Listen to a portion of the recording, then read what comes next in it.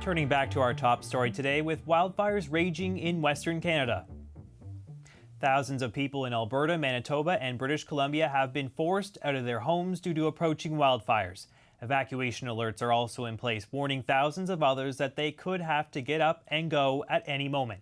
As these wildfires burn, one BC mother is trying to protect people's lungs and warn about poor air quality. Last summer, 9-year-old Carter Vi died of an asthma attack made worse by wildfire smoke. It was a day when the skies were clear, but the air over 100 Mile BC was actually very poor. Carter's family says local real-time air quality monitoring would have likely saved his life. And now his mom wants to prevent this from ever happening to another family. She's founded Carter's Project with the mission to distribute air quality monitors throughout the province. Carter's mom, Amber Vi, joins me now. Welcome to the show. Thanks for having me. So you lost your son, Carter, to asthma that was made a lot worse by wildfire smoke last summer. First of all, I just want to say I'm so sorry for your loss. It's heartbreaking. Thank you. How are you feeling now as we head into another fire season? It's scary. It's scary to think of all of the kids that are like Carter and are going to struggle this year with the amount of smoke that's going to be out there. Yeah, I think your story is a reminder that with wildfires, it's not just about evacuations and travel disruptions or things burning down. There are real life health consequences to these wildfires. Do you feel like sometimes that's overlooked? Yeah, I think more often than not, everybody looks at the flames themselves and thinks if the flames aren't knocking on your doorstep, then you're safe. When in reality, there's so much more to these wildfires, and the air quality is killing people and causing all kinds of health disruptions in people's lives. Yeah, we're preparing for the flames, but we're not preparing for the consequences of those flames in many instances, don't you think? Yeah, exactly. What's the situation like where you're living in a 100 Mile house in central BC? How's the air quality there right now? Right now we don't have any fires anywhere near us. Um, I think the fires that are up north, the smoke seems to be going into Alberta.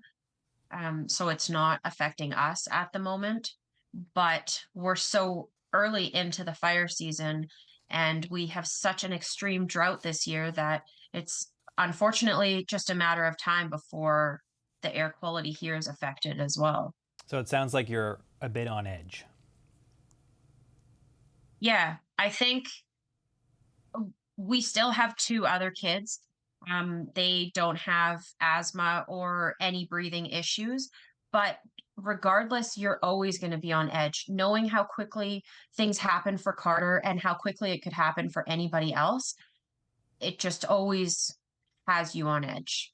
And then there's the fear of the flames being at our doorstep and having to get out of the house as fast as we can and having to potentially leave Carter's things behind is a scary thought. How quick was it with Carter? Up until the time that the doctor told us there was nothing more that they could do, I never in a million years believed we would be leaving that hospital that night without him. It literally went from 0 to 100 in the blink of an eye. 1 minute he was happy and playing with his siblings and chatting with them, and the next minute he was struggling to breathe. And very quickly after that, we realized he needed to go into the hospital. So this wasn't something that was days long. It was quite a quick development. That's how fast this stuff can affect you. Yeah, the day that Carter died, he had a great day. I would have never even thought that we would have to take him to a doctor that day because he was great. Like he took his puffer a couple times, but that was nothing out of the ordinary. And it just changed so quickly that night. It was very unexpected and it just happened so fast. to prevent something like this from happening again for other kids and for other people that might have asthma, you've partnered with the BC Lung Association on something called Carter's Project. Tell me what you're doing there with this group to try to help others dealing with smoke this season. Yeah, so we started Carter's Project in conjunction with the BC Lung Foundation. It's an initiative in Carter's memory to bring air quality monitors to towns across BC that don't have accurate air quality monitoring. In our town of 100 Mile House, when you look on your phone to see what the air quality is, it's actually coming from Williams Lake, which is almost 100 kilometers away. And I didn't know that at the time.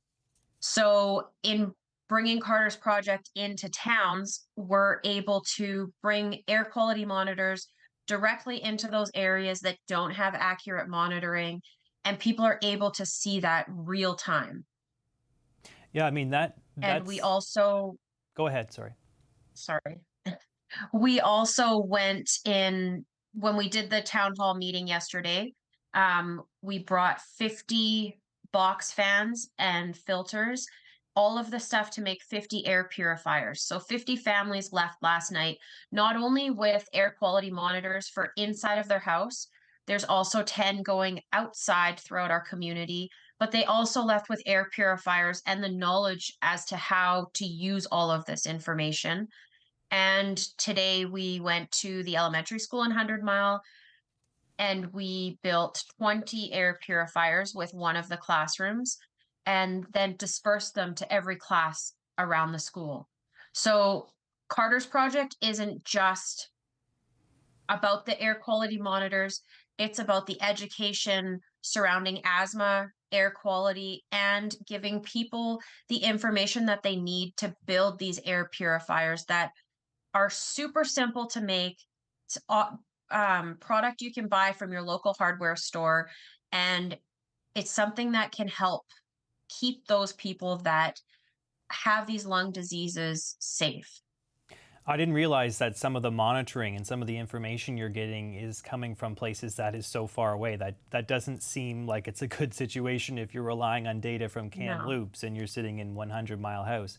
I also understand that you're working with a local MLA, though, someone in the legislature, to try and push through some changes so that we're not just talking about this, but that there will actually be some sort of rules on the books to improve local air quality monitoring. Tell us about that piece of this. Yeah, we were just actually in Victoria on Monday and we sat in the gallery at legislature, and Lauren Dirksen, our local MLA, he brought an amendment to a bill. It's now called Carter's Law, and it's a wildfire act. And the purpose of it is to bring light to the situation that even though there could be this fire that's 200 kilometers away from any infrastructure or human life, even though the flames from that fire aren't affecting people right now, that the smoke from that fire is going to travel far and wide, and the smoke is going to affect people, and the smoke is going to cause health issues and potentially kill people. So the point or the reason for Carter's Law is to add that information into this act to say that we need to look at how we're fighting these fires. We need to look at how we're letting them burn at times and just leaving it because it's not a danger of destroying things, when in reality that smoke is destroying families and it's destroying people's lives and their ability to go out and do the things that they love because it's just not safe to be outside. It sure is. So you have Carter's Project and Carter's Law, both bear your son's name. Why was it important for you to have these things named after your son? I think it just our story is something that people understand, something that is so personal that I think it's going to make a huge difference. And honestly, Carter would have made a difference in this world. He would have done something absolutely incredible. And the fact that we can do this in his name and save lives in his name, I think is beyond amazing. What an incredible legacy for a 9-year-old boy to have, knowing that his name is saving lives. It is an incredible legacy. Thank you for sharing your story with us, Amber. Yeah, of course. Thanks for having me. Thanks very much to Amber Vi, founder of Carter's Project.